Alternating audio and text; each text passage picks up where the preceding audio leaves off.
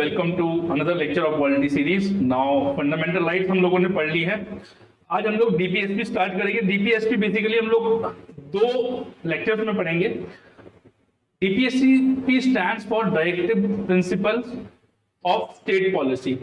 Article number 36 से 51 तक, article number 36 से 51 तक कवर करते हैं। 35 तक मैंने आपको पढ़ा दिया था, वो फंडामेंटल राइट्स पार्ट 3 के अंदर आते हैं और ये पार्ट 4 है। इसके अलावा इसी में अमेंडमेंट से एक पार्ट 4A जोड़ा गया था, जिसने कि आर्टिकल 51A जोड़ा था, जिसको कि हम फंडामेंटल राइट्स बोलते हैं। ठीक है, तो वो हम दूसरे लेक्चर में पढ़ेंगे। आज हम बेसिकली फंडामेंटल राइट्स देखेंगे। फंडामेंटल राइट्स का जो क्लासिफिकेशन है वो देखेंगे, और क्लासिफिकेशन में जो तीन में से दो क्लासिफिकेशन हम आज देख लेंगे। तो आइए शुरू करते हैं। ठीक है, तो भाई डीपीएसपी है क्या? फंडामेंटल राइट्स बना दिया। भाई फंडामेंटल राइट्स ने तो आपको राइट्स दे दिए, कुछ राइट्स, सारी की सारी राइट्स स्टेट के अगेंस्ट और कुछ राइट्स प्राइवेट इंडिविजुअल्स के अगेंस्ट। अब जो राइट्स स्टेट फंडामेंटल राइट्स में नहीं दे पाया, उसको उन्होंने directive principle of state policy में दिया, डीपीएसपी में दिया। भाई बोला क्या कि देखो आज नहीं, इसको हम जो है आज फंडामेंटल राइट्स में नहीं डाल सकते, आज देश की ऐसी हालत नहीं है, बट देन ये फंडामेंटल राइट्स के अंदर होना चाहिए। तो ये डीपीएसपी किस नेचर के हैं? डीपीएसपी जो है ऐसे इंस्ट्रक्शंस हैं स्टेट को कि आप जो है ये सब करेंगे, किसके हित में? सिटीजन्स के हित के लिए आप ये सब करेंगे। तो they are the instructions to the state कि स्टेट ये काम करेगा ताकि जो वेलफेयर ऑफ द सोसाइटी है या वेलफेयर ऑफ द सिटीजन है उसको इंप्रूव किया जा सके। ठीक है, तो भाई फंडामेंटल तो राइट्स तो क्या थे? फंडामेंटल राइट्स थे कि वो रुकावट लगाते थे। ठीक है, वो एक टाइप की रुकावट लगाते थे, किस पे? स्टेट एक्शन पे। ठीक है, फंडामेंटल राइट जो थे वो स्टेट एक्शन पे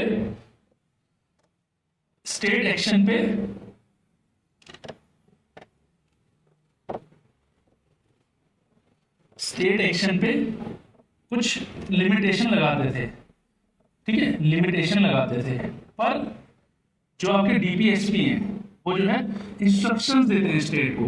तो ये क्या है? एक टाइप की पॉजिटिव चीज है, स्टेट को कुछ करने की आजादी है, इसमें स्टेट को ये आजादी देते हैं। तो स्टेट के लिए ये एक टाइप की पॉजिटिव इंस्ट्रक्शन है भाई स्टेट, और किसके लिए? कि सिटीजन्स का वेलफेयर किया जा सके, वेलफेयर ऑफ सिटीजन्स के लिए। ठीक है, वेलफेयर ऑफ सिटीजन्स के लिए। ठीक है, अब फंडामेंटल राइट्स क्या थे? फंडामेंटल राइट्स तो भैया पॉलिटिकल राइट्स थे। ये किस तरीके के है? इनका नेचर कैसे है? इनका ऑब्जेक्टिव क्या है? Socio economic development. Socio economic development की सोसाइटी का सोशल इकोनॉमिक जो भी मार्जिनलाइज्ड सेक्शन है उनका डेवलपमेंट हो, और कैसा? Social plus economic. क्योंकि पॉलिटिकल तो हम फंडामेंटल राइट से करके आ रहे हैं, पॉलिटिकल तो हम फंडामेंटल राइट से करके आ रहे हैं। ठीक है, अब ये बहुत बड़ा डिबेट चला कि भैया फंडामेंटल राइट्स बड़े या डीपीएसपी बड़ा। इसके बाद वो डिबेट डिस्कस करेंगे। अच्छा, ये जो डीपीएसपी है लिए कहां से लिए हैं? ये आयरिश कॉन्स्टिट्यूशन से लिए गए हैं। ठीक है, आयरिश कॉन्स्टिट्यूशन से लिए गए हैं। ठीक है, इनफैक्ट ये आयरिश कॉन्स्टिट्यूशन में भी शुरू में जो है स्पेनिश कॉन्स्टिट्यूशन में मिलेंगे आपको, शुरू में जो है ये स्पेनिश कॉन्स्टिट्यूशन में मिलेंगे।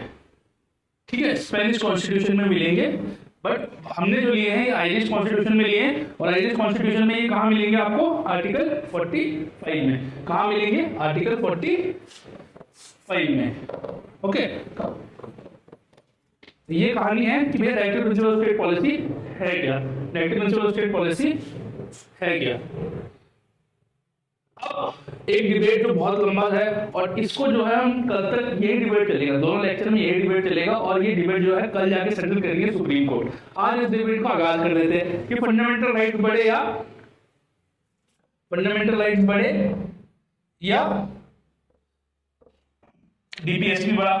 तो दे गो हैंड इन हैंड, कोई भी किसी से बड़ा नहीं है, दोनों कॉम्प्लीमेंट्री हैं एक दूसरे के लिए, क्योंकि दोनों का ऑब्जेक्टिव क्या है कि welfare of the citizen, citizens का वेलफेयर किया जाए। ठीक है, तो सिटीजन का वेलफेयर कैसे होगा? जब आप उसको पॉलिटिकल राइट्स मिलेंगी, उसे सोशल राइट्स मिलेंगी, उसको इकोनॉमिक राइट्स मिलेगी, और राइट्स मिलने के साथ साथ उनका इम्प्लीमेंटेशन होगा, उसी के साथ क्या होगा? सिटीजन का डेवलपमेंट होगा। ठीक है। तो फंडामेंटल राइट और DPSP go hand in hand. तो ऐसा कुछ नहीं है कि फंडामेंटल राइट डीपीएसपी से बड़ा है, ठीक है, या डीपीएसपी फंडामेंटल राइट से बड़ा है, ऐसा भी बिल्कुल नहीं। Though they go hand in hand, they are equal in nature, ठीक है। अब जो है डिबेट होगा, ठीक है, उसमें चंपक राम गुलाई राजन वगैरह केस पढ़ेंगे, वो हम कल पढ़ेंगे, ठीक है। कि फंडामेंटल राइट वर्सेस आपका डीपीएसपी, ठीक है। कि अगर जैसे हमने फंडामेंटल राइट में आपको पढ़ाया था मैंने कि जब आर्टिकल 39 बी एंड सी को इम्प्लीमेंटेशन करके कोई लॉ बनाया जाता है तो उसको आप आर्टिकल 14 का वायलेशन नहीं मानेंगे, ठीक है। तो जब article 39 comes in, article 14 goes out, ठीक है। तो right to equality goes out. तो इस प्रकार से जो है देखो हमारा जो कॉन्स्टिट्यूशन है ना वो बहुत ही ब्यूटीफुली बनाया गया है, ठीक है। उसको ऐसे ही मजाक में नहीं बनाया गया। ऐसा बोला जाता है कि to make the constitution of India, all the constitution of the world at that time was ransacked, ठीक है। पूरे खंगाल लिए गए थे, जो जहां से जो अच्छा मिला वहां से वो ले लिया। अब ये क्लासिफिकेशन कोई कॉन्स्टिट्यूशन में नहीं दी गई है, बट ब्रॉड बेसिस पे डीपीएसपी को जो है 3 ब्रॉड कैटेगरीज में डिवाइड कर दिया और वो डिवाइड इसलिए किया क्योंकि एक दो बार क्वेश्चन पूछ लिया, ठीक है। तो हम भी उसी डिवीजन से जो है फंडामेंटल डीपीएसपी को पढ़ेंगे, हम भी उसी क्लासिफिकेशन से डीपीएसपी को पढ़ेंगे। तो देख लेते हैं वो क्लासिफिकेशन क्या है, ठीक है। 3 आइडियाज में बांट दिया गया। कुछ जो डीपीएसपी है उसको बोल दिया गया कि they are socialist in nature, कुछ जो डीपीएसपी है उसको बोल दिया गया they are Gandhian in nature. क्योंकि देखो गांधी जी का बहुत बड़ा इम्पैक्ट था। अच्छा, गांधी जी ड्राफ्टिंग कमेटी के मेंबर थे या नहीं थे, अब हमें कमेंट बॉक्स में बताइए, ठीक है। गांधी जी ड्राफ्टिंग कमेटी के मेंबर थे या नहीं थे, ठीक है। सोशलिस्ट हो गया गांधी, एक कुछ लास्ट में लिबरल इंटेलेक्चुअल, ठीक है, लिबरल इंटेलेक्चुअल आ गए, ठीक है, लिबरल इंटेलेक्चुअल आ गए। आज जो है हम ये 2 पढ़ेंगे, आज जो हम सोशलिस्ट एंड गांधीयन पढ़ेंगे, लिबरल इंटेलेक्चुअल कल देखेंगे। जो मेजर चेंजेस आए हैं वो 42nd and 44th amendment act से आए हैं, किसमें आपका डीपीएसपी के पार्ट 4 में, ठीक है। तो स्टार्ट करते हैं। तो पहले पढ़ते हैं जो सोशलिस्ट प्रिंसिपल पे अवेलेबल है। अच्छा, उससे पहले ना आप जो है जो 36 से स्टार्ट होता है, ठीक है, आर्टिकल 38 से स्टार्ट होते हैं जो मेन जो फंडामेंटल फंडामेंटल राइट पढ़ाया कि फंडामेंटल राइट बोला जा रहा है। जो डीपीएसपी है वो जो है बेसिकली आर्टिकल 38 से स्टार्ट होते हैं। 36 और 37 देख लेते हैं, 35 तक तो आपका फंडामेंटल राइट्स में आ गया, ठीक है। 30 तो यहाँ पे जो है आर्टिकल 36 और आर्टिकल 37 ये दोनों क्या है भाई। आर्टिकल 37 तो इजी है, थोड़ा सा दोनों इजी है, टफ क्वेश्चन है। देखो आप मन लगा के पढ़ोगे तो टफ क्वेश्चन नहीं है, ठीक है, लगा के पढ़ोगे तो टफ क्वेश्चन। आर्टिकल 37 बोलता है कि डीपीएससी का जो ऑब्जेक्टिव है वो सोशल इकोनॉमिक डेवलपमेंट है, ठीक है। किस नेचर की है डीपीएससी? सोशल इकोनॉमिक डेवलपमेंट जो है उसका बेसिक आइडिया है। आर्टिकल 36 क्या बोलता है? जो आर्टिकल 12 बोलता है। तो इसमें भी स्टेट को इंस्ट्रक्शन दिए गए हैं। तो 36 में बोल देंगे स्टेट की डेफिनेशन क्या होगी, जो कि आर्टिकल 12 में स्टेट की डेफिनेशन है वही जो है डेफिनेशन होल्ड करेगी डीपीएसपी के लिए भी। तो आर्टिकल 36 में क्या है? स्टेट की डेफिनेशन है। और स्टेट की डेफिनेशन क्या है? स्टेट की डेफिनेशन वही है जो आर्टिकल 12 में है वहां पे, ठीक है। और आर्टिकल 37 में क्या है? सोशल इकोनॉमिक डेवलपमेंट जो ऑब्जेक्टिव है किसका? डीपीएसपी का। अब इससे आगे चलते हैं, ओके। अब जो आर्टिकल 38 है, ठीक है, आर्टिकल 38 क्या बोलता है? The state shall strive to promote the welfare of the people by securing and protecting a social order, by ensuring social economic and political justice and by minimising inequalities in income, status, facilities and opportunities, ठीक है। तो इसको देने के लिए फिर laws implementing और DPSP को इम्प्लीमेंट करने के लिए लॉज लाए गए। हम देखते जाएंगे आगे, जैसे हम पढ़ते जाएंगे किसकी जरूरत। बहुत सारे डीपीएसपी जैसे आप आर्टिकल 44 में यूनिफॉर्म सिविल कोड पढ़ते हैं, यूनिफॉर्म सिविल कोड के लिए अगर आप एबीसी माध्यम पे हमें देख रहे हैं तो आपको पता है कि यूसीसी कमेटी बिठा दी गई है उत्तराखंड में कि यूनिफॉर्म सिविल कोड हो, ठीक है भाई। सिविल कोड क्या हुआ कि matters like adopt, inheritance, marriage, divorce, ये जो है ये सिमिलर तरीके से गवर्न किए जाए सारे रिलीजन्स के लिए। तो क्या हुआ, आर्टिकल 44 में क्या लिखा कि state shall ensure a uniform civil code for its citizen. उसके लिए स्टेट ने क्या कर दिया, उसके लिए स्टेट ने क्या कर दिया, एक लॉ बना दिया। तो ऐसे इनके अब इतने सारे दे दिए भाई, इनकम में इनइक्वालिटीज कम करनी है तो भैया हो सकता है कि जो अमीर आदमी है उसको ज्यादा टैक्स देना पड़े, जो गरीब आदमी को टैक्स ना देना पड़े। तो उससे क्या होगा कि इनकम में इनइक्वालिटी कम होगी, स्टेटस इंप्रूव होगा, भाई फैसिलिटी देंगे, ठीक है, फ्री टॉयलेट है ना, पीएम आवास योजना। तो डीपीएसपी को लागू करने के लिए सिर्फ लॉज ही नहीं बनाए जाते हैं, पॉलिसीज भी बनाई जाती है, ठीक है, और पॉलिसीज भी बनाई जाती हैं। तो यही देखिए सोशलिस्ट प्रिंसिपल पढ़ रहे हैं, पहले जितने भी सोशलिस्ट प्रिंसिपल पे बेस्ड डीपीएसपी है वो पढ़ लेंगे, ठीक है, पढ़ाते रहेंगे, ज्यादा कुछ नहीं है, बस आप इसकी जो लैंग्वेज पढ़िएगा, ठीक है, क्योंकि एग्जाम पेपर में कई बार लैंग्वेज पूछ लेता है कि भैया मिनिमाइजिंग इनइक्वालिटीज इन इनकम कौन से आर्टिकल में है, ठीक है, कौन से आर्टिकल में है, या ये एक प्रकार का क्या है, डीपीएसपी है, फंडामेंटल राइट है। तो आप ध्यान से इसकी लैंग्वेज पढ़ लीजिए। अब आर्टिकल 39, तो आर्टिकल 39 क्या बोलता है, state shall in particular direct it policies towards securing, भाई स्टेट डायरेक्ट करेगा अपनी पॉलिसीज को सिक्योर करने के लिए क्या, right to an adequate means of livelihood to all citizens. तो भैया पीएम रोजगार योजना बना दी, ठीक है, रोजगार कैसे होगा, क्या पहले स्किल डेवलपमेंट देंगे, स्किल डेवलपमेंट के लिए क्या बना दिया आपने, स्किल डेवलपमेंट के लिए आपने कौशल विकास योजना बना दी, ठीक है। Then the ownership and control of material resources shall be organized in a manner to serve the common good। भाई ऐसा नहीं है कि आयरन ओर मिला या कोई रेयर अर्थ मेटल मिला कहीं जम्मू में मिला या कहीं किसी डिस्ट्रिक्ट आंध्र प्रदेश में मिला तो आपने जो है उसको मोनोपोलाइज कर दिया कि इसी कंपनी को दे दिया, एक पर्टिकुलर सेक्शन ऑफ पीपल को दे दिया। जो भी रिसोर्सेज होगा, ये तो एक खनिज की बात होगी, मटेरियल रिसोर्स की बात होगी, जो भी रिसोर्स होगा उसको इस प्रकार से इस्तेमाल किया जाएगा कि वो कॉमन गुड को सर्व करे, सभी है ना, सबका साथ सबका विकास, तो सबका विकास हो, जिसके लिए सबका, जिससे सबका विकास हो, ठीक है। Then the state shall avoid concentration of wealth in few hands, भाई कंसंट्रेशन ऑफ वेल्थ रोकेंगे तभी तो इनकम इक्वालिटी बनेगी, ठीक है। तो आर्टिकल 38 में भी वही बात लिखी, 39 में भी वही बात लिखी, ठीक है, कि भैया जो रिच है वो ज्यादा टैक्स कर लो, जो गरीब आदमी है टैक्स मत करो। तो इनइक्वालिटी घटाएंगे आप इनकम में और कंसंट्रेशन ऑफ वेल्थ रोकेंगे आप किसी के हैंड्स में होने से, ठीक है। Equal pay for equal work for both man and women, है ना, ये हमेशा से एक बात करी गई है, इसके लिए फिर लेबर कोड्स बनाए गए। Then protection of the strength and health of the workers, childhood and youth should not be exploited ना, उसके लिए ये आपको आर्टिकल 23-24 में बेगार नहीं होगा, चाइल्ड लेबर नहीं होगी, तो सब इंटरकनेक्टेड है। Economics, polity, environment, geography, history सब आपस में कनेक्टेड है, ठीक है, तो आप कनेक्ट भी कर सकते हैं। तो ये क्या है, आर्टिकल नंबर 39, ये भी क्या है, एक सोशलिस्ट प्रिंसिपल है, ठीक है। अब चलते हैं अगले प्रिंसिपल की ओर, तो आर्टिकल नंबर 41, आर्टिकल नंबर 41 क्या बोलता है, to secure the right to work, to education and to public assistance in case of unemployment, old age, sickness and disability. भाई तो बहुत सारी बात करती, तो राइट टू एजुकेशन तो हमने दे दिया आर्टिकल 21A में, ठीक है, कॉन्स्टिट्यूशनल अमेंडमेंट से, ठीक है, कौन सी कॉन्स्टिट्यूशनल अमेंडमेंट से दिया भाई बताइएगा, कौन सी कॉन्स्टिट्यूशनल अमेंडमेंट से राइट टू एजुकेशन को जो है आर्टिकल 21A में इंसर्ट किया गया था, उसको एक फंडामेंटल राइट बनाया गया था। तो ये तो बात खत्म होगी।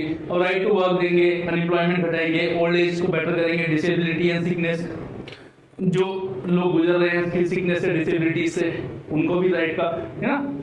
तो कुछ जो है आपने को रिजर्वेशन दिया जाता है पीएच कैटेगरी के लोगों को, जो दिव्यांग हैं, है ना, उन्हें पर्टिकुलर रिजर्वेशन दिया जाता है। तो वो क्या है, वो कहीं को दिया जा रहा है to promote the idea of this particular article, है ना, क्योंकि ये आर्टिकल स्टेट को बोलते हैं कि आप उनको भी राइट प्रोवाइड कराइएगा, ठीक है। जो नॉर्मल आदमी है उसे तो कराइएगा ही, बट देन ऐसे जो लोग हैं जिन्हें स्टेट की स्पेशल हेल्प चाहिए उसको भी आप जो है एम्प्लॉयमेंट प्रोवाइड कराइएगा।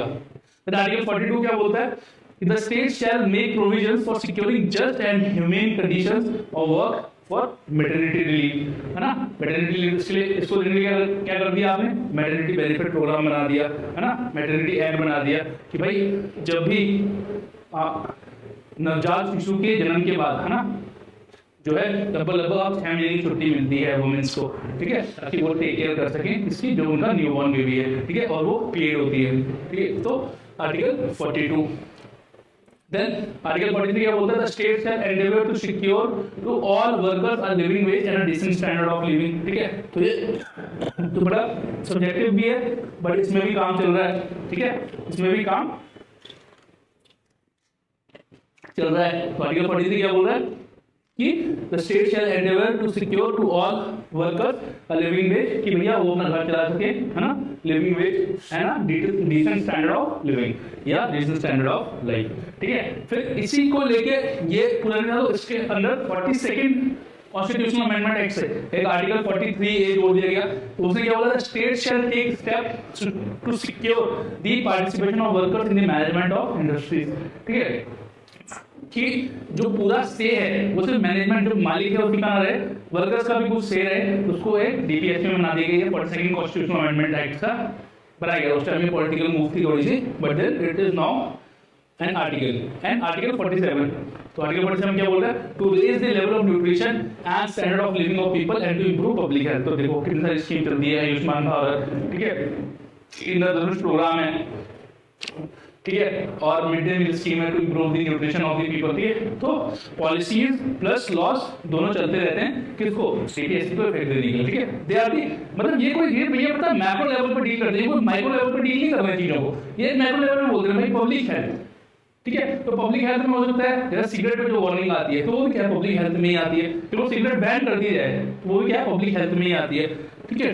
तो पब्लिक हेल्थ को इंप्रूव करना, तो ये तो थे कितने, ये थे सोशलिस्ट प्रिंसिपल, ठीक है। अब आ जाते हैं गांधी जी ने कुछ, मतलब ठीक गांधी रियल प्रिंसिपल का मतलब ये नहीं है प्रिंसिपल गांधी जी ने दे दिए, बट देन गांधी जी की जो फिलॉसफी थी लार्जर या ब्रॉडर जो फिलॉसफी थी, जैसे वो सोचते थे चीजों को लेकर, जिनके बारे में जैसा वो सोचते थे, तो ये जो है डीपीएसपीज उनकी फिलॉसफी को इफेक्ट देने के लिए है, ठीक है, कि भाई ये जो डीपीएसपी है ये उनकी फिलॉसफी से मैच करते हैं, इसलिए इनको गांधी प्रिंसिपल बोल दिया। तो इसके अंदर सबसे पहले कौन सा है, आर्टिकल 40।